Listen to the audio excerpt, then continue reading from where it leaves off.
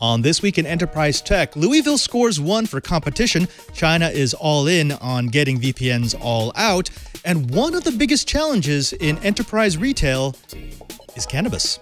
Twy on the set. Netcasts you love. From people you trust. This is Twit. Bandwidth for This Week in Enterprise Tech is provided by CashFly at CACHEFLY.com.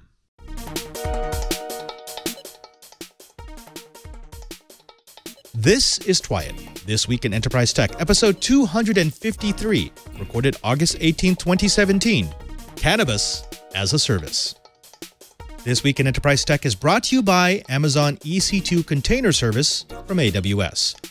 Deploy Docker apps to the cloud without worrying about installing, updating, operating, or scaling container infrastructure. Learn how developers are deploying scalable apps at ecs.aws today. And by Drobo, a family of safe, expandable, yet simple-to-use storage arrays. Drobos are designed to protect your important data forever. Visit drobostore.com to learn more and use the code TWIT10 to save 10% off select Drobos, including the Drobo 5N2 and 5D3.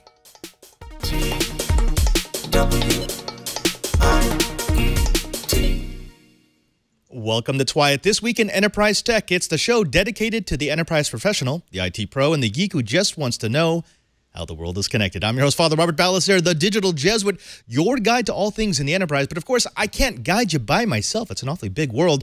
I'm going to need a little help from my friends, starting with Mr. Brian Chi. He is the director of the Advanced Network Computing Laboratory in Honolulu, Hawaii, coming to us from home today because evidently Hawaii has a state holiday? Yes, it is Admissions Day, a.k.a. Statehood Day, when we became the 50th state. Woohoo! Isn't this normally the day when a bunch of people go over to the palace and try to get King Kamehameha's remains or something like that? Yeah. We've got a bunch of people that would like to secede, and that ain't going to happen. Well, Chibert, I do miss the islands, and I missed you over the last couple of months, but I've also missed the next co-host, Mr. Lou Maresca. That's right. He's a bigwig over at Microsoft. You may have heard about him. Yeah, he's a big deal. But Lou, it's great to see you, my friend. How have you been? I'm doing great. It's great to have you back. Really great. Yeah, we're real busy over here getting ready for Ignite coming up in a month. Oh, wait. What? Really? On campus? Yeah. September? No, it's over in Orlando, actually. Oh, well, no, because I want to come over. But I will be there, so. Wait, they're sending you now? Yes, I'm going. Now I get to go. I'm on the office team. I get to do stuff now. Wow, okay, because I remember this, because in your last position, you had to pay if you wanted to go to a conference. Now you're actually the face of Microsoft. Okay, this is a good thing. Well, my friends, not only am I happy to be back, not only am I happy to once again share the field of enterprise tech with you, but we've got a great episode, slightly different. Folks, have you ever thought about emerging industries, specifically an emerging industry in the United States that was once considered taboo, but now looks to possibly be a huge industry? Well, we've got that. We're going to be having Kyle Sherman. He's the CEO of Flowhub, who's trying to handle all the background security, communications, and proprietary information that comes with the marijuana industry. So you're going to want to stay tabbed to that. But first, as always, we need to kick it off with the blips. Now, we can score 1 for the competition. It's not enough, but at least it's a start. Now, on Wednesday, U.S. District Court Judge David Hale ruled that AT&T was using the court system as a delaying tactic to prevent Google Fiber from being deployed in Louisville, Kentucky. On February 25, 2016, AT&T sued Louisville and Jefferson County to prevent Google from using the one-touch provision adopted by a 23-0 vote 2 weeks earlier. That provision allows a carrier to negotiate access for all utility poles along its planned deployment route, rather than having to cut a deal with every carrier and every pole. The ability of an incumbent to effectively halt the pole attachment of a competitor for months, or in some cases years, is one of the primary stalling tactics used by incumbents to drive up the cost of deployment, making it nearly impossible for a newcomer to enter the market. AT&T had argued that Louisville lacked the legal authority to regulate pole attachment, but Judge Hale first reprimanded AT&T's legal team for their transparently over-narrow interpretation of a previous ordinance concerning pole attachment, then made his decision quoting the charter of Kentucky's State Public Commission, which explicitly gives cities the power to, quote, regulate local utilities in every area except as to rates and services, end quote.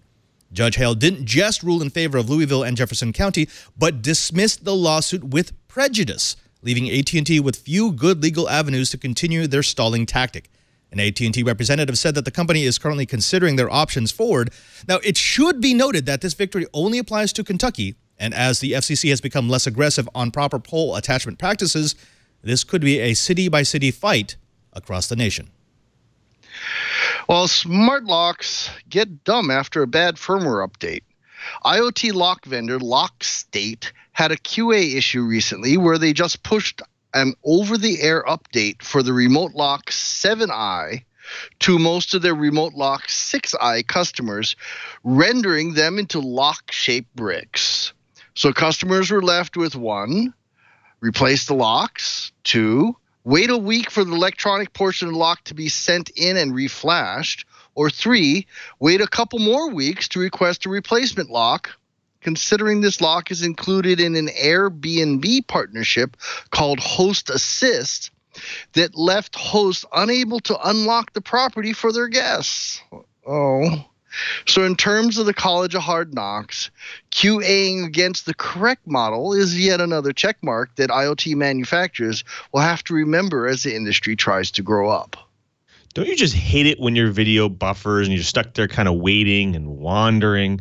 Kind of ruins the experience. You just kind of want to move on and do something else. Well, MIT might have the answer with their new neural network AI called Pensive. It will hopefully make streaming video smooth and then freshly, like your freshly wax car. YouTube and other sites normally take advantage of ABR, which is adaptive bitrate algorithms, to determine what resolution the video will play at any time and at any point. But don't try to skip ahead of your video. You might just cause even worse issues for yourself. The buffer-based system will start to fail. Well, Pensive AI steps in here and the machine learning to figure out when and under what conditions to switch between rate and buffer-based ABRs. Like other neural networks, Pensive uses rewards and penalties to weight and results of each trial. Over the time, the system is able to tune its behavior to consistently show and have smooth video. The next step is to actually apply the same technology to AR. Sooner or later, your Oculus might work in any type of connected environment and not just hardwired down. The technology is coming for buttery smooth Netflix on any device very soon. Yesterday, a series of stories circulated around the net that Apple's secure enclave processor had been cracked. The SEP is a security coprocessor that has been part of the iPhone since the 5S and is responsible for isolating the main processor from data storage. Using its own operating system, the SEP handles security services for all the phone's components without giving them direct access to sensitive data like fingerprints. In other words, though the processor can communicate with the security coprocessor, it can't read or write any encrypted data without the SEP. So, has SEP been cracked? Well, yes, but much more no. A hacker by the name of Zerub posted the encryption key for the SEP firmware, but that only gives researchers and crackers the ability to see the operating system of the SEP, not to actually decrypt the data. Also, a firmware update should undo the security breach, so relax. Well, Denmark wants to use electric cars to stabilize their power grid. Some of the huge reasons why electrical grid operators want grid-tied batteries are: 1, deal with demand surges without having to use horribly expensive gas turbine generation facilities, and 2, grid frequency stabilization, where just that tiny bit of extra power can make or break a utility's compliance with standards for frequency drift of alternating current. So Denmark has a plan to kill 2 birds with a single proverbial stone. Use the stored energy in electric vehicles to stabilize their grid and in return provide potentially huge cost savings to their customers. The University of Hawaii has been wanting to do exactly this since at 1 p.m. when everybody returns from lunch. The university suffers through a daily demand spike that our utility charges us dearly for. Our plan proposed to our border regions was to provide free photovoltaic-based charging for electric vehicles in one of our large parking garage rooftop parking, but we get to pull power from your battery to smooth out that horribly expensive 1 p.m. spike. Sounds like a win-win situation? Well, politics got in the way, darn. Happily, the Danes got past the arguments, and their electric vehicle customers are doing their part for a sustainable Denmark. The Chinese government has been waging a war on encryption for years, even as simple encryption makes it difficult for the Great Firewall of China to monitor internet communications. Now it seems that they're taking the next step, outlawing vendors that sell software or hardware VPNs. The Cyberspace Administration of China, which is responsible for regulating pretty much everything that touches the internet, has ordered 5 of the top e-commerce websites to immediately undergo, quote, self-examination and correction, unquote, to bring themselves in line with state censorship controls. In other words, they've ordered those sites that are responsible for the bulk of internet sales, which includes the giant Alibaba, to dump all vendors that sell VPN products. This is seen as an aggressive move, but not entirely unexpected and not unique. The last few months have seen the Chinese government force vendors like Apple to remove VPN features and apps from their products, as well as demanding inside information for operating systems and the like in order to bypass encryption and security. The question for this IT guy is if China will forbid foreign workers from bringing in VPN-enabled devices on business trips, since that has become the norm to avoid traveling into China with secure data on your person. Stay tapped. Well, that does it for the blips. Next up, we're going to be jumping into the bites, but first, let's take a quick moment to thank a sponsor of This Week in Enterprise Tech. Now, let me ask you a question. Do you want your services and your apps to be more agile? Well, of course you do. We all do. You want to make them easier to spin up, more predictable across unpredictability? Well, then you're in luck, because This Week in Enterprise Tech is brought to you by the Amazon Ec2 Container Services from Amazon Web Services. We all know that developers love Docker containers because they give applications portability and consistency all the way from your laptop to production. But things can get complicated fast when the time comes to deploy, manage, scale, and secure your containerized apps in the cloud. It's one thing to know that your container should do the job properly once it hits production, but entirely another thing to have all the moving pieces fit together properly when it's actually time to flip the switch. That's why Amazon created their Ec2 Container Services to make it easier to run Docker apps in production. With Ec2 Container Services, installing, updating, operating, and scaling your infrastructure happens automatically. As you move from development to production, Ec2 CS will give you simple API calls that let you launch and stop Docker-enabled applications, query the state of your cluster, and natively integrate your app with powerful AWS services like security groups, elastic load balancing, and EBS volumes, and more. Now, best of all, you only pay for the AWS compute and storage resources that you use, which you can dynamically allocate. With Amazon Ec2 Container Services, you can focus on building apps, not spending time deploying, scaling, and managing your container infrastructure. Now, if you are tired of spending your time, your resources, your energy on the wrong tasks, you owe it to yourself to try Ec2 Container Services. It's time to get back what you do best. Learn more about Amazon Ec2 Container Service at ecs.aws today. That's ecs.aws. And we thank Amazon for their support of This Week in Enterprise Tech. Let's get into the bites. Well, we need to talk a little about Amazon, which is a sponsor of the Twit TV network. They are using everything at their disposal to take on the grocery and food delivery business. Now, we understand that Amazon's really been getting into this because they recently made a multi-billion-dollar bid for a grocery super chain. And so this is a serious thing for them. This is not a distraction. This is not a feint. This is where Amazon thinks a new stream of revenue is going to come from. With their purchase of Whole Foods Market in June for $13.7 billion and announcing their next meal prep boxes that are going to challenge Blue Apron in July, it's now looking like Amazon is turning to full war in order to instill themselves into this industry. According to a report from the CNBC, they want to use military food technology to create prepared meals. That means that they don't have to be refrigerated, which means it makes it easier to ship, easier to deliver, easier to stock, easier to store. Now, this would allow the company to store and ship more food more efficiently and offer ready-to-eat meals that hopefully are tasty at much lower prices than pretty much everyone. Now, Cheever, this sounds like something new. This sounds like a new avenue for Amazon, but really what they've done is they've taken their philosophy of selling retail products and they've brought it to food. Slightly different technology, but it's the same business strategy. Is this going to work? There's no reason why it shouldn't. This is, the whole idea of stabilizing food somehow so that it has a very long shelf life and does not require refrigeration. Heck, it goes back a long time. Heck, I think the field rations for Roman soldiers were pouches of dried corn kernels, for God's sakes. So it's not a new idea. I actually had to suffer through things like C rations and K rations when canning was brand new. Now it's MREs in the military, which started off tasting really bad and have gotten better over the years. But the new technology, MATS, microwave something or another, what the heck was it called? Microwave assisted thermal sterilization. The whole idea is food lasts longer if it is sterile. There's no bugs in there, no bacteria to go in and spoil the food. And all Amazon's doing is saying, hey, we're going to start up with refrigerated supply chain.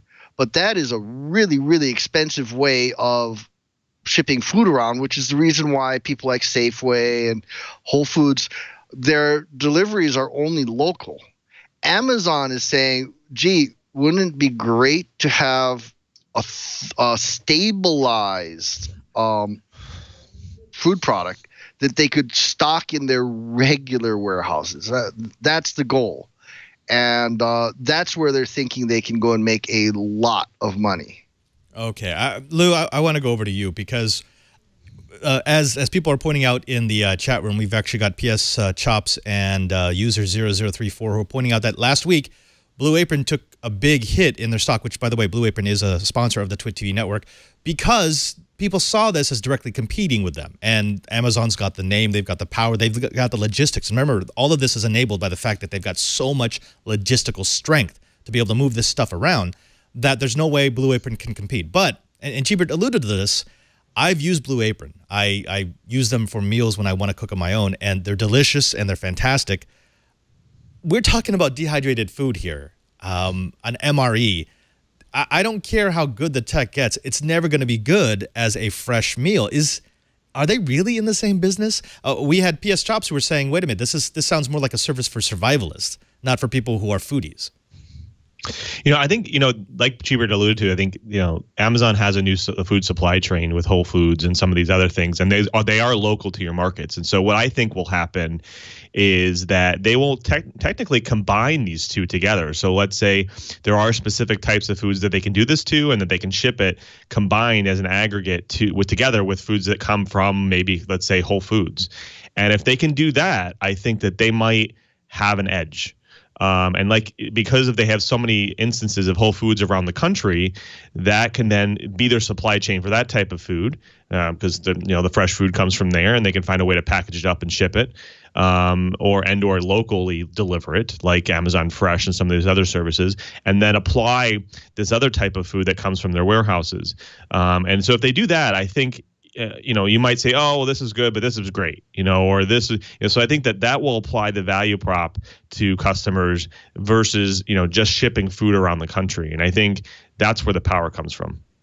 Chibert, what about that? Is that a value proposition? Is that where Amazon can hang their hat on this proposal and say, this is where we see money being made? Not necessarily that we're going to deliver the most delicious meals, not necessarily that we're going to compete with services like Blue Apron, but that we can use our incredible system of stock and warehousing and logistical prowess to sort of even the playing field for the nutritious food that maybe doesn't taste so great. Well, look at this way. What they're really poking at, the bear they're poking, is a $250 billion a year frozen food market. Now, keep in mind, frozen food, when you microwave it, some of the frozen food tastes pretty decent. And boy, I tell you, I love those steamer packs of vegetables that I pick up at Safeway and places like that. And that doesn't quite taste fresh, but it's close enough that it's a great fast meal. Now, what Amazon's talking about doing, in fact, if we go to the URL for startup, the 915 Labs, this is the MATS technology. And what they're trying to do is use, in essence, a variation on the old pressure cooking. And what it does is goes and sterilizes the food so that you can have your dishes and just heat it up again. As long as it's sterile, it'll ship. So they want to hit the same kind of market as frozen foods, the same type of foods, but by keeping it sterile, they can ship it further, and they don't need to refrigerate it. So they could actually have this as a stocking item in their normal distribution centers. And the thing that keeps frozen foods from reaching even further is the cost, the huge cost of a refrigerated or a frozen based supply chain. And so Amazon wants the same kind of market as frozen foods, but without the huge refrigerated supply chain. And that could be a really, really big game changer. Okay, I can see that. And that absolutely does make sense, because when you start talking about a refrigerated chain, it becomes even more complicated than a 10,000-mile supply chain. But, and Lou, I want to go back to you. There is speculation that this is not primarily an American thing. I mean, yes, Americans will love it because it's new and it's Amazon and it's super lazy way to get food into your house. But there's also the speculation that this is really a play at more of the international market, because the United States is very unique in that we have things like freezers, and we will store food for months, or unfortunately years at a time, whereas that's not the norm around most of the world. And if they can get this kind of convenience that gets delivered just in time so that they don't have to have their own freezer, they don't have to have their own storage, it becomes a much bigger value proposition for someone outside of the U.S. than inside. Does that make any sense to you? I think that Amazon wouldn't do it if it couldn't do it at a global scale. So I think at this point they're in that part of their business where they might start it out in a small spot like Amazon Fresh, but if they're going to make a big play, like spend $13 billion on a Whole Foods and then another set of amount of money internally for this boxing of food, they're going to have some kind of a global plan that's, within the next 2 years of time frame. And they wouldn't, and I know several people that work there, and they don't necessarily do stuff, especially at that scale, unless they have a global plan. So I think that possibly is part of it. And we know, pasteurization has been something that, the United States has been doing for a very long time. A lot of countries don't necessarily do that with their food. And it's very similar to this. You're pasteurizing the food and you're packaging up really quickly. And they do it to all different types of food. Even beer is pasteurized to make sure that it's, sterile before they actually put the beer in the glass and after it's even put it in there. So I think the same thing kind of goes with a lot of these different things that we even ship globally today. They're just applying it to other types of food. And I think it's definitely going to be in their play to make this global. Shebert, last question to you. One of the things that we're starting to realize is that Amazon isn't really a retail, an online retail store. Amazon is really a supply chain and a logistics giant, and anything can go into that supply chain and then be sold. We've seen it with retail, we've seen it with web services, and now we're going to see it with food. What's next? Because that's really the enterprise angle here. If you build a good enough infrastructure, you can drop anything into that infrastructure and begin to sell it. Are we just going to start to see Amazon branching out into all these things that have traditionally not been onlineable, if I can coin a term? Yeah, I totally believe that's going to be the case. I first discovered Amazon because I was looking for a book that none of my brick and mortar bookstores were willing to carry. It was too specialized. And, as much as I would have loved brick and mortar to survive, it's not happening. So if I was going to peer into my crystal ball, what I think is next? I think Amazon is probably waiting for multi-factor authentication or some sort of really, really good authentication system to get validated or whatever. And I think we're going to start seeing Amazon start looking at something like pharmaceuticals. Ooh. Because that's a supply chain. It's a secure supply chain. It's an very well audited supply chain, but it's a market that's way, way too freaking expensive. And there's an awful lot of pharmacies that are reducing what they stock so that the patient and the doctors start having to make a lot of compromises. Now, if we had the Amazon model for pharmaceuticals and they could figure out a secure way of doing this, which is the reason why we haven't heard a peep from them about it. But I'll just bet you that those guys at Amazon are going, how could we possibly do this? Maybe 10 years from now, maybe 5 years, I don't know. But I think that's going to be something happening. And the supply chain is just insane. Having an Amazon button, in fact, I'm starting to see offices where companies are putting Amazon buttons next to the printers. And there's a button for the toner, there's a button for the paper, there's a button for this or that. This is starting to become so important to the way we do business that I'm really wondering why Amazon hasn't seen more competition. What do you think, man? It's like, are you hearing anything? Well, I mean, interesting. Amazon wanting to get into pharmaceuticals, which is a multi-billion-dollar business, but does deal with controlled substances and a lot of confidential information. If only we could speak to an expert who maybe has some expertise in that field. Oh, wait, we do. That's right. That's going to be coming up next. But first, let's get through another another bite, actually. This one is all about my not favorite, transportation company, Uber. Now, we know Uber has been under fire, rightly so, over the last almost year for everything that they've done, from privacy invasions to some really shady dealings with how they make their software. But now we know that Uber and the U.S. Federal Trade Commission have come to an agreement basically meaning Uber has to do it, following allegations that they made deceptive claims about their privacy and data security. Reuters has reported that as part of this settlement, Uber must now start a new privacy program, which is going to be submitted to regular audits for as long as 20 years. In other words, the government can essentially say every time there's an audit, you didn't get it right, we're going to do it again next year, and the year after, and the year after, and the year after, for as long as 2 decades. Now, the FTC believes that Uber did not act correctly when they allowed employees to access data for its drivers and riders. Imagine that. Imagine all of the information that Uber has been collecting through years of ride-hailing services, and it's not been protected. There's been no way to see who has checked the records, who has copied the records.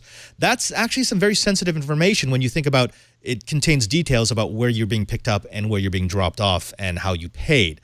Now, this has cost Uber quite a bit because of the story on their God View system, which allowed their employees to track users in real time. Uber tried to explain it away by saying we're just using it to improve our services, but we didn't see it that way. We saw it as a gross invasion of privacy that exposed everything from where we worked to where we lived to people that we didn't know. Now, the system, along with their 2014 data breach that exposed information of 50,000 of their drivers, cost Uber a paltry $20,000 in fines from the state of New York. But this settlement seems to be costing Uber a lot more. Lou, let's start with you because we started with Cheebert last time. We're hearing a lot of these stories, and a lot of this has been slaps on the wrist for a while for Uber. Now it seems to be getting serious. We're in that stage of a startup, of a unicorn, in which it realizes it can't just do things anymore. It actually has to plan them out, and it has to plan them out with some look into the future. What does this mean for Uber? Now that Uber is going to be under close scrutiny, regular scrutiny for their privacy policy, what do they have to change in their corporate culture? Everything? No. Oh, good. Okay. I mean, if you think about it, though, I think, you know, it's interesting. We even covered this in the last episodes. Why do we trust even some startups that are around security? And, you know, they say, hey, we're a new security, you know, endpoint security application or service.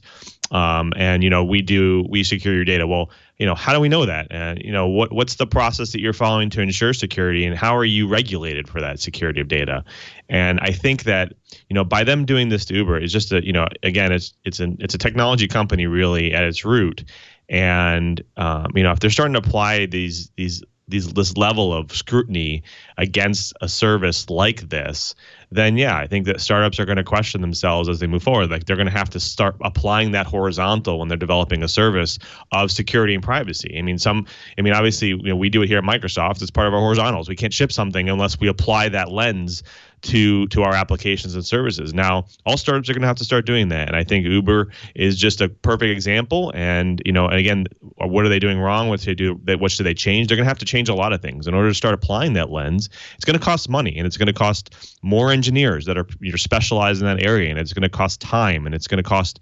So we'll see what happens. I mean, let's hope that they started doing it fast, because otherwise they're going to start getting charged for it. Cheebert, the fascinating part of the Uber story for me has been that this has been a reverse from many things we've seen in startups from previous decades. Now, the startup curse used to be the fact that you had an engineer or a team of engineers with some very, very good ideas who make an incredible product, and these engineers grow into a big company, but engineers don't make for the best executives. They don't necessarily know how to plan. They don't know how to think strategically, and you end up with an engineering geek who can't be a business geek. Uber's kind of reversed. You've got a bunch of people at the top who they're not engineers. They're really not scientists. They are business people. They are managers. And what they've done is they've allowed their engineers to run amok. One of the examples was they had a single key that would allow any engineer to access all of the information that Uber had stored in AWS. You don't do that. That's stupid. That's a horrifically bad policy. But for an engineering person, that's sort of what you would want. That's the kind of access that you would need to be able to tell your CEO, I need this because I want to make the app better. Which is why it's weird. Uber is just one of these things where I'm not really sure what's going on, who's running what. What is your take on how the engineers have to be reined in order to make sure that these privacy violations don't happen again? I got one word for that: Enron. Remember what happened with Enron running amok? The traders ran the company. Yeah. And we got Sarbanes-Oxley out of it. So Uber, clean up your house. Otherwise, you might see some really egregious regulations being slapped on the entire industry. And that's going to make the cost of business skyrocket, because boy, oh boy, Sarbox is cost us billions. But this is the killer point for me, because we've all heard of the horror stories of engineers who have executives who don't understand the technology and they don't give them what they need to do their jobs. That's been the primary point of frustration for so many people. Here's something that seems to be kind of different. The executives were actually willing to give the engineers anything they wanted, and it still turned out really, really badly. It's almost as if, Lou, that there needs to be some sort of balance between allowing engineers to do what they want and having managers who rein them in. Yeah, exactly. Yeah, I think, and I was just saying in the chat, I think, Uber's on this model of, continuous deployment where, an engineer might change something and then they have to run their code through a set of gates and they get it deployed on and it automatically gets deployed. And again, the question is, what are those gates? Are they security and privacy ones? Are they verifying the data they're not collecting doesn't have PAI and OII and all these other things? Are they, again, are they storing the data in the right location? Is that pipe secure? Like there's a whole bunch of things that need to happen. And I think that this needs to happen at the organization level, not at the team level, right, or at the developer level. These type of gates need to be added to ensure no matter where this code or this service is coming from, it'll be validated. So I think, again, like I said, it's going to be a very costly alteration for their daily operations. Yeah, we haven't heard the end of the Uber story, and actually. Am I the only one here who has never used Uber? Lou? Never used them. Cheebert?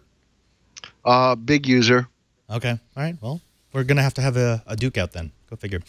Well, folks, that does it for the Bites. I do want to leave enough time for our guest because we're going to be talking about something that I find fascinating.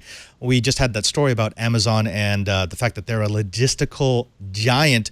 Well, we've got a business that Amazon may want to pay attention to because they're getting into a field that could be incredibly lucrative. We've got Kyle Sherman, the CEO of Flowhub, coming up next. But first, let's take a moment to thank another sponsor of This Week in Enterprise Tech. Now, let's face it, we've all suffered data loss. I know, even the geekiest geek, even myself, who I pride myself on doing the 3-2-1 with my backup, making sure that I've got other copies in other locations, and even then I still occasionally manage to lose something very important to me.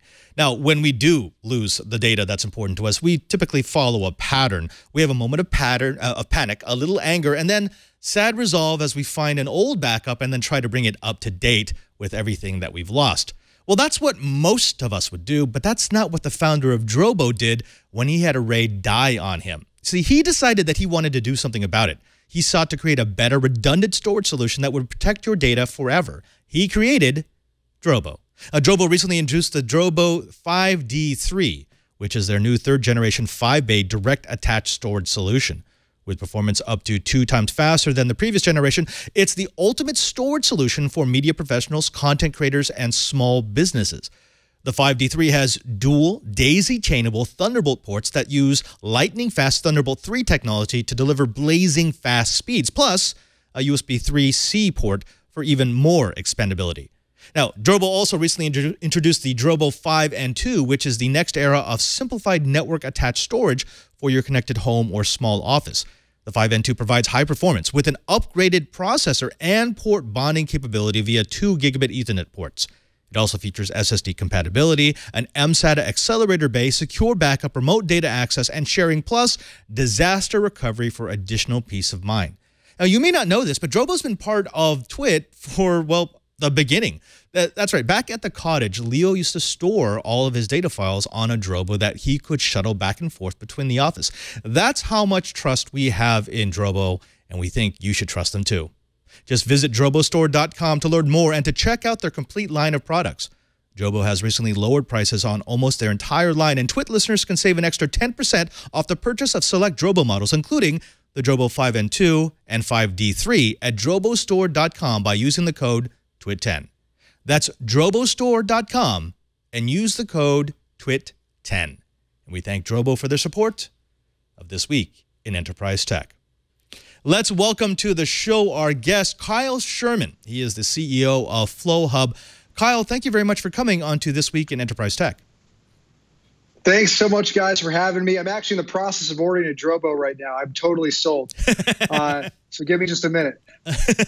No, you're going to have to do that after the show because we needs to get the information about supply chain, specifically about a very restricted supply chain, which is the expertise of Flowhub. Now, for the folks at home who may never have heard of Flowhub, can you quickly describe what does your company do?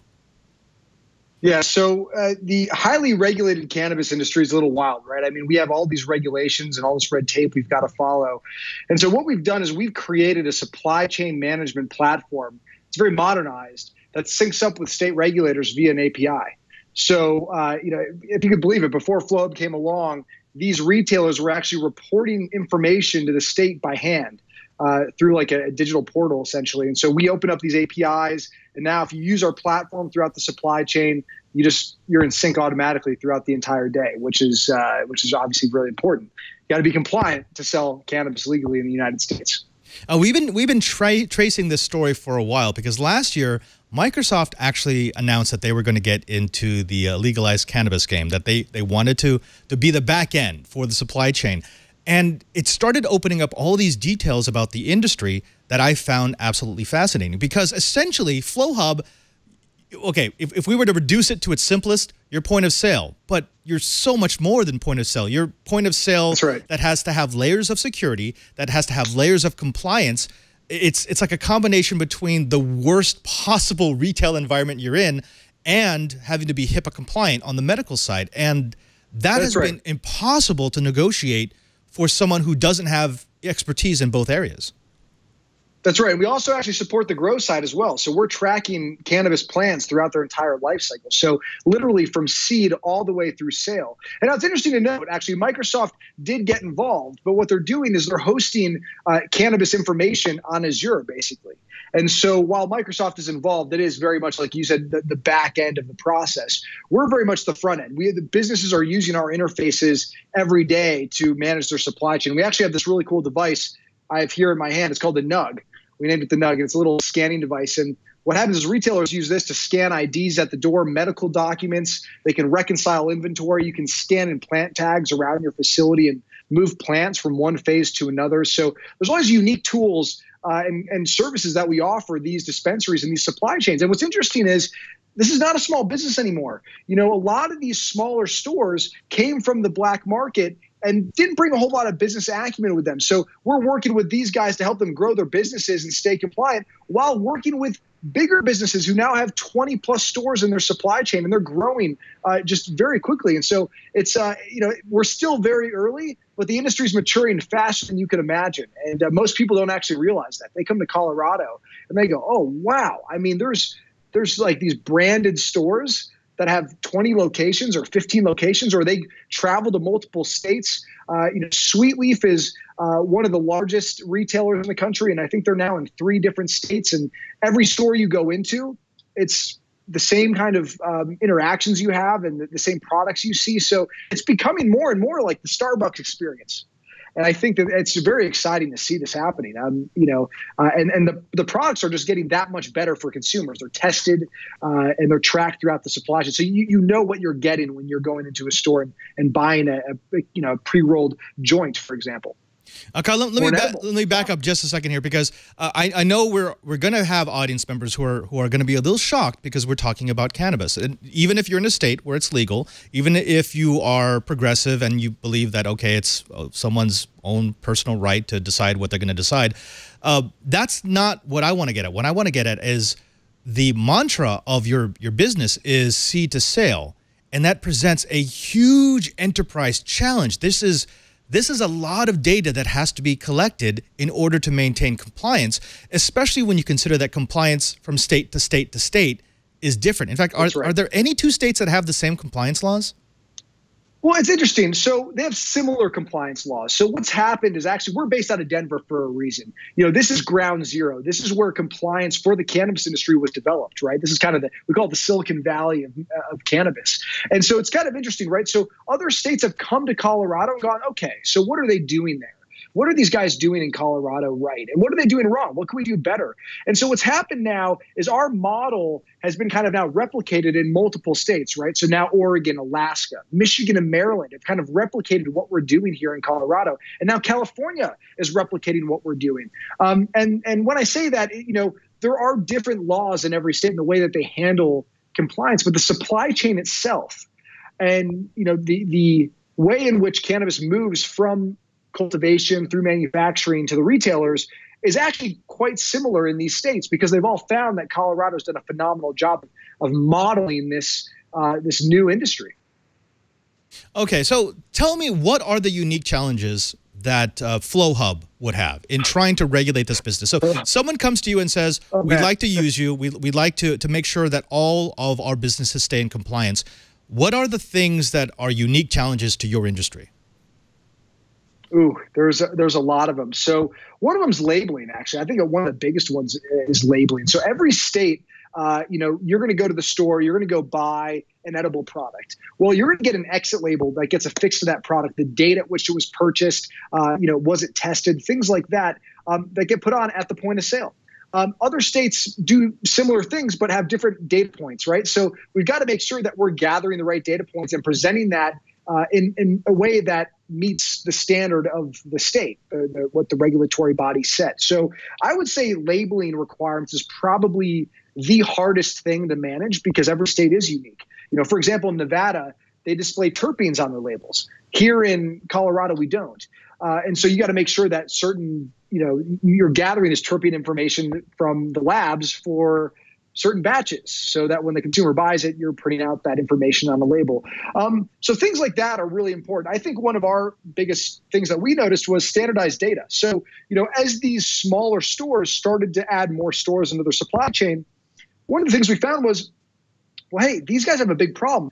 When they go to run reports, every store acts as its own unique brick and mortar location. So, product names change, individuals put products in as different names, different spellings, even though it's the exact same product. And so that presents a real big issue when you're trying to run reports, right? And you're trying to understand what this product is and how it's selling. So we've standardized data throughout the supply chain. That's like it seems like really obvious, right? But for whatever reason, that hasn't been the case in this space. So when we launched a retail product a year ago, that was a huge kind of resource for these large retailers to use. I mean, they love standardized data. So now that's something that we're finding is huge for folks. And it's huge for compliance because you can better track everything, right?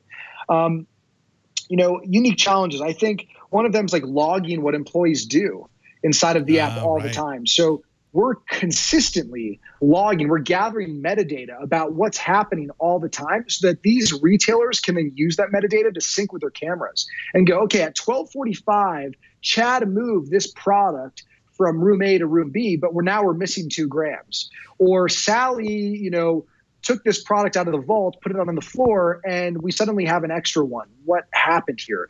Was it an input error? What's going on? So having really granular activity reports for these retailers is really important because it also gives them the ability to talk to an auditor really clearly and transparently about what's going on within their supply chain.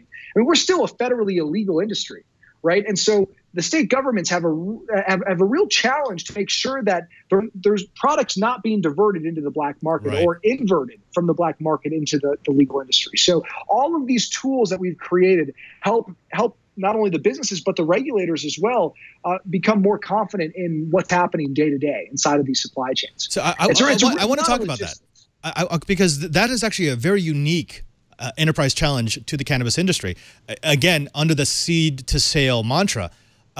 Every retail organization, any organization that deals with actual real product has to deal with employee loss. It always happens. I mean, we wish it didn't, but it does. Now, in most cases, it's just a write-off. I assume I'm going to lose 2%, 4%, whatever to employee loss.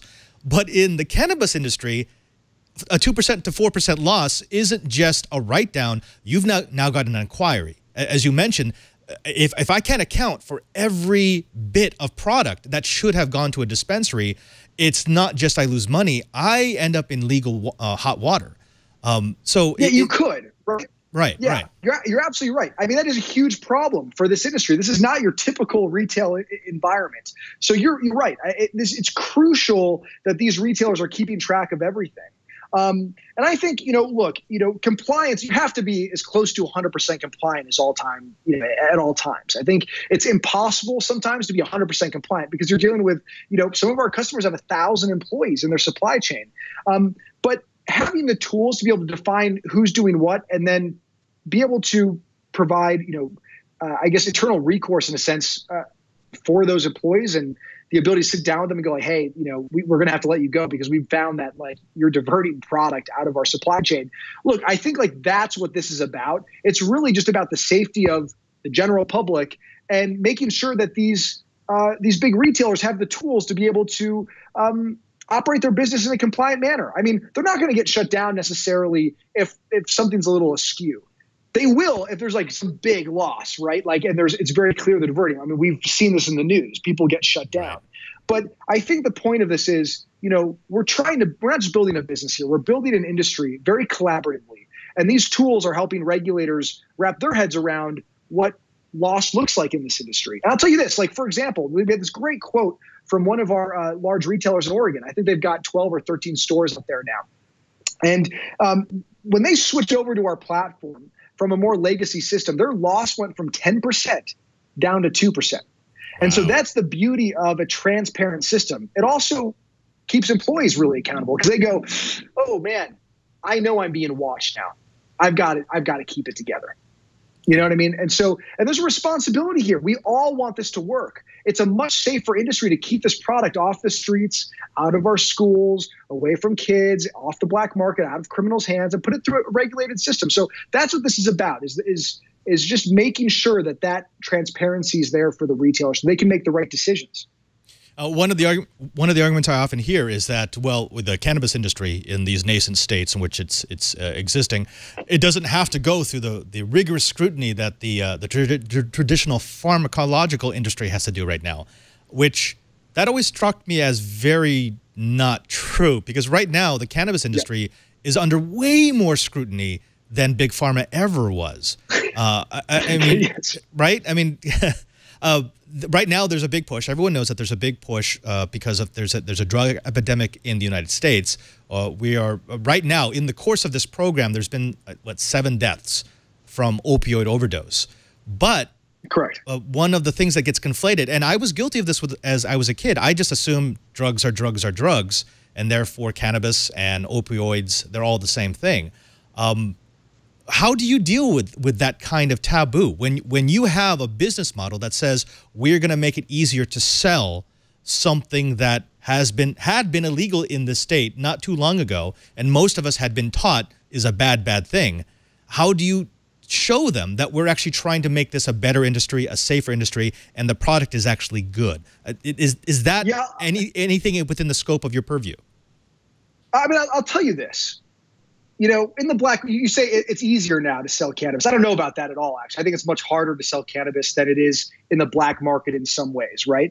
But it's much easier for a consumer to go in and purchase cannabis. It's a lot harder to sell it, right? Because there's so much work behind the scenes that you have to do to put it through that system. But it's a lot easier for the consumer to buy it. So this is the beauty. It's kind of like Netflix, right, with Instant Watch. Suddenly you have this platform that allows you to rent movies really easily, and it makes pirating kind of annoying. Like, it's just easier to pay $10 a month and get all these films, and you don't have to do anything, and they're there and it's legal, right? It's kind of the same idea. And I'll tell you this, you know, in the black market, we're not testing cannabis. Here in Colorado, we're pulling cannabis off the shelves when it tests, you know, positively for pesticide residue. We're protecting consumers for the first time. It's incredible. So, you know, when you fly in here in Denver and you want to go buy a joint, that you're going to go have a product that's safe to consume. And it's purchased through a legal system, and it's being taxed. I mean, Cherry Creek schools here have been improved because of the tax dollars we're putting back in the system. This industry doesn't go away when it's, you know, when it's illegal. It's still there. It's just in criminals' hands. And so you have very little control and transparency over it. There's no testing.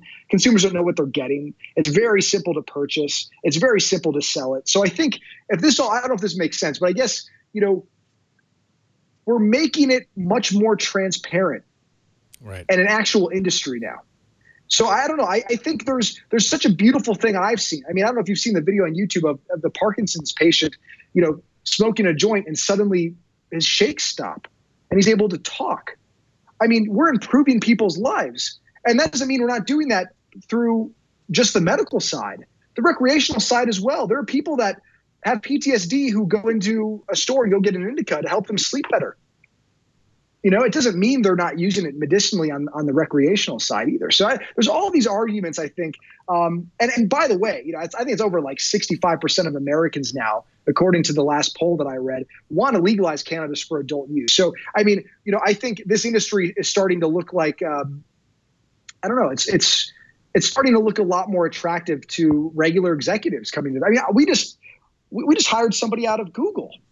Yep. You know, an engineer. We're attracting real talent out of bigger companies. This is an attractive industry now. I think people are starting to see that this is real and this helps people. And there's probably somebody in their family who's helped by cannabis.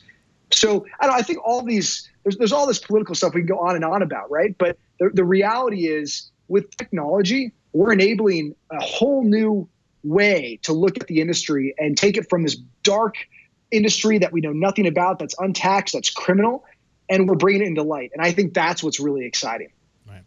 You know, if people want to know my personal views on this, you could probably check out my Twitter account. I don't need to espouse it here. I will say this about the Silicon Valley. If someone was smart, they would open up a mega dispensary right next to Apple's new campus. I'm going to leave it at that. You want to know where your iPhone comes from? We got to get them on Flowhub if they're going to do that. No, but let me bring in my co-host here, because there are a lot of questions that we do want to bring up about this. Lou, when I started to realize that this is a story that we need to cover on This Week in Enterprise Tech was about a year ago when Microsoft announced that they were partnering with a company called Kind, which was trying to do the same sort of seed to sale tracking. And when you started to have big enterprise players come in and say, look, we're going to be agnostic about what your moral judgment is about the substance that's being sold. It's a legal industry in certain states, and we are going to sell an enterprise-level product so that they can make sure they take care of their industry.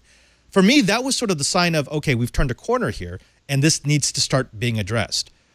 Is this something that eventually many businesses across the enterprise are going to realize there's major dollar signs in here, and they're going to have to jump in? Yeah, I mean, I think it's a service pattern. It's an ancillary service, right? That they're providing. It's a process that is applying to a particular product that has a bunch of regulation against it. So they're just applying similar design patterns and service patterns to to a particular product, and then again applying more process around a regulation and compliance. And I think and again, there's always ways to apply really good software patterns, like Flowhub that's doing and so on to other industries, and especially these types of industries that kind of come out of nowhere, like the cannabis industry. So I think this is just a perfect example of that, and I think that we'll consistently see this as we move forward with other types of products as well. Yeah. Cheebert, you had a question about tax. Yeah, the feds are never going to say yes unless there's a big honking apple in front of them. And I think the biggest apple we can wave in front of their nose is taxes. I'm dying to know. Do you guys have any idea how much tax money you're adding to the state coffers? It's a quick Google, right? Actually, to be honest with you, I don't know off the top of my head exactly how much money we've actually added to the state coffers. But look, at the end of the day, we'll probably do about $1.6 billion alone in sales here in Colorado this year. It's an insane amount. I think, I think the average tax rate ends up being something like 30%. So I'd have to look. I have to Google it and see actually what it was most recently. But the way it works here in Colorado, at least, is all that money is flowing into education and rebuilding schools. And there is real money in cannabis, and the feds know this. All of these stores that are doing a ton in revenue, $60+ million a year in revenue, they're paying federal taxes. They're paying the IRS every year. They know how much money is in this industry. I just think that you have a lot of lobbying against the industry by private prisons, by pharmaceutical companies. We saw this in Arizona when they tried to legalize. They were I think they were the only states in this last election, last November, that did not legalize because there was so much big pharma money behind it from INSIS, who ended up, all those executives ended up in prison for basically doing some very illegal things with fentanyl. So, they put millions of dollars against the cannabis industry because they don't want it. So that's happening at a federal level as well. So you got to look at where the money is, right? There's real money in legalization, and there's a lot of money in prohibition. You have strict testing. I mean, cannabis is one of the easiest things to test for because it sits in your body for 30 days. So I think, when you look at this federally, I think it's much more than just seeing a lot of tax money. They know the industry's there. They're very aware of that. I just think that, there needs to be enough pressure from the people, more pressure from the people than there are from the lobbyists, in a sense, if that makes sense. There's a lot of money flowing in from the lobbyists into Washington. I will say right now there's going to be another vote in Arizona, and it's probably going to pass. They're going to pass the legalization of marijuana down there, at least medically. The number one supporter of the anti-legalization movement right now is a pharmaceutical company in Arizona that, surprise, has spent a couple $1 million making a synthetic version of marijuana. So that's great. That's INSIS. That's what I'm talking. And fentanyl's their main product, and that's a lot of their executives ended up in prison recently. I mean, this is crazy. It is medicinal in Arizona, by the way. We do have customers that are using our platform.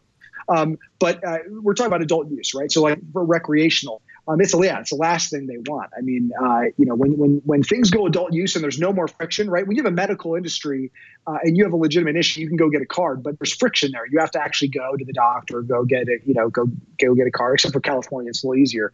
But most of these medicinal states, the second it's recreational, I mean, it becomes a big industry. I mean, we even see hydrocodone use is dropped considerably here in Colorado since legalization. Because you can now alternate between, if you have major pain, you can use hydrocodone, but you can supplement with cannabis. And in fact, if you use both together, you can use a lot less hydrocodone for the same effect. And so it's like, these companies are afraid. They're afraid of recreational use. I mean, when you don't get a hangover using a substance and it's completely open, are you going to keep drinking as well? Probably not as much. So the alcohol industry is also a little worried, right? So I've talked to stakeholders in all of these industries. There's fear, no doubt.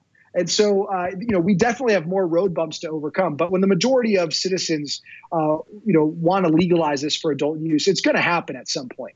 I think we're past the tipping point of figuring out if this is a good idea or not. Now it's just crossing the border of, okay, we've got to figure out how to do this in a way in which everyone can agree on, which is, by the way, it's a compliance industry. We've got to be compliant first. And you mentioned something interesting. Pharma, are we less, regulated than pharma? Not at all. Well, I mean, we're so highly regulated. Every single plant that gets put in the ground here in Colorado gets a unique tag. I actually have tags here next to me, sitting here on the conference table. This is what they look like. They get tagged. This is an RFID tag. They get tracked throughout the entire supply chain. You got to believe regulators know where these plants are all the time. Our devices scan these tags and report the location back to the state. All these things. It's very difficult to divert product out of this market and invert product into it. So anyway, I can go on for days about it, but I think it's working really well. Well, Kyle, obviously something's going right. You've, according to my notes, you guys managed to get the Laurel Award in 2015 and 2016. Congratulations. Are you going for 2017 now? I don't know. I don't know if they're even still doing these Laurel Awards, but yeah, it's been amazing, man. I can't believe it. We've been loud about what we've been doing, and I think we're very progressive as a company. There's about 30 of us here now, and we all really believe in why we're doing this. I mean, we really are. I think we believe that the war on drugs is unjust, that we should handle this in a different way. And so we all know why we're here. And I think, that's been picked up by a lot of people. I think people are excited about the technology we're providing these folks. I mean, we're helping push this industry forward. It was amazing. Jimmy Kimmel gave us this, minute and a half talk on during his monologue. I can't remember when that was exactly. It was months ago, but it was very cool to get that type of shout out, right? So, I think for us, it's not just about building great enterprise technology and helping scale these businesses and scale the industry out and do it in a way that's more compliant, but it's also about changing societal feelings and stigmas about this industry and showing that this can be done. We can be a business that's all about cannabis and all about technology and work with state governments and be recommended by state governments and still even use the product ourselves. Like, this is not, I don't know. This is a big societal change, and we're really excited and loud and proud to be a part of this. So the Laurel Awards, I think, are a result of that. Honestly, I think that they were very impressed with what we were doing. We've been speaking with Kyle Sherman. He is the CEO of Flowhub, that's trying to be the back end for seed to sale for the cannabis industry emerging here in the United States. Kyle, I want to thank you very much for coming on. It's, this is a little strange type of topic to have on This Week in Enterprise Tech and on the Twit TV network, but I think it's important. Our viewers like to stay current. They like to know what's happening, and this is definitely happening right now. This is a battle happening across our state lines, and so I thank you for coming to at least inform us, drop some knowledge on us. You're very well. Thanks so much for having me on, and for everyone out there that's listening, that's a cannabis user, talk to your friends and family about it. Be loud and proud about it. It's the only way we're going to change this at a rapid pace. And thank you so much. Appreciate you guys having me on. And Kyle, I do want to give you some time here. This is your plug time. Anything you want to talk about, any website you want to drive people to, if people want to find out more about Flowhub, even people who maybe don't want to use cannabis but do believe that this is a cause that they should be educated about, where should they go? Where can they find you? Yeah, sure. No, thank you so much. So go to flowhub.com. It's our website. We have social links at the top there. We're on Instagram. We're on Twitter. We're on Facebook. Join us. Join our conversation. If you're interested in writing us, write us at hello@flowhub.co. We're actually flowhub.co as well. So we've got both though. We just recently got flowhub.com, which is very exciting. But join the conversation. If you want to get in the cannabis industry and be a part of what we're doing, reach out to us. I mean, we're always interested in hearing from people from all over the world about wanting to get into the space. You can see our Twitter there. We have Instagram. There's all sorts of different ways you can follow us. I think we're at Flowhub Co. on Twitter, at Flowhub on Instagram, at Flowhub Co. on Facebook. And again, flowhub.com is our website. And hello@flowhub.co is our email address. And please write us. Come get involved. Come stop by our office if you come into Denver. I mean, seriously, we're all about this, and we love meeting people that are interested in getting in and spreading the word. This is like a big push, right? It's up to us as citizens in the United States to make this just change and to make things happen. And that's one thing I have to say. I didn't realize this, but you can change government locally. It's a lot easier than you realize. You just got to go meet with your representatives and stuff, and they'll listen to you. That's how we opened up APIs at the state level. You know, we worked with the regulators and the representatives here in Colorado, and we were heard. And so you can change things locally, and I think that's really important to note as well. Sometimes government seems so big, but in reality, it's built by people just like you and me, and we can all be involved in it. Kyle Sherman, again, thank you very much. I very much do appreciate your time, and I very much appreciate what Flowhub is trying to do. So thank you for being a guest on This Week in Enterprise Tech. Yeah, thank you. Big fan. Big fan of Twit TV.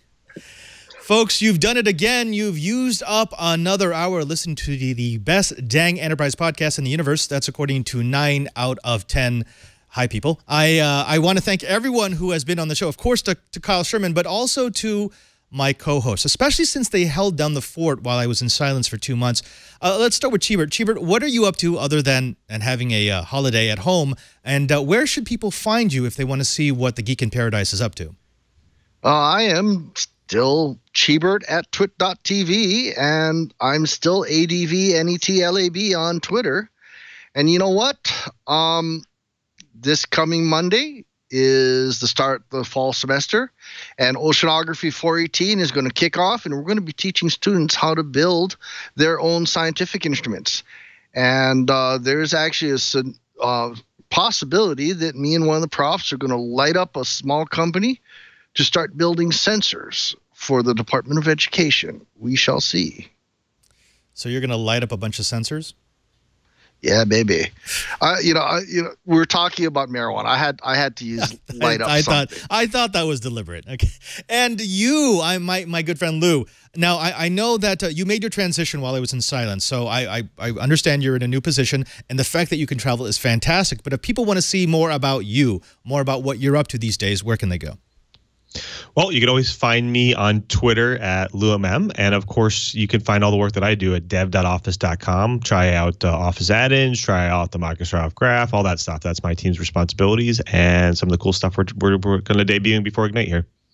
Lou Maresca, Brian Chi, thank you both so very much. And seriously, I do appreciate all the time you've put into This Week in Enterprise Tech.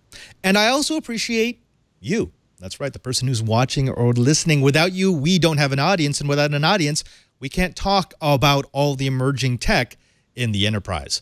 Now, we want to make it easier for you to get your Try It fix each and every single week. Just go to twit.tv/Twyet. That's TWIET for This Week in Enterprise Tech. There you'll find all of our back episodes, so you can download any of the topics that we've talked about in the past. You'll also find show notes in case you want to see the links to the stories that we spoke about on every episode. But more importantly, right up there towards the top on the right side, you will see a drop-down menu that lets you subscribe to our show. That's right. You can automatically have an audio version, a video version, or a high-definition video version delivered into the device of choice. It's a great way to make sure that you never miss Twyet, and it's also a really good way to support the show. If you have a friend who you think you would enjoy Twyet, please forward us along to them just so that we can reach more people and spread our love of all things enterprise.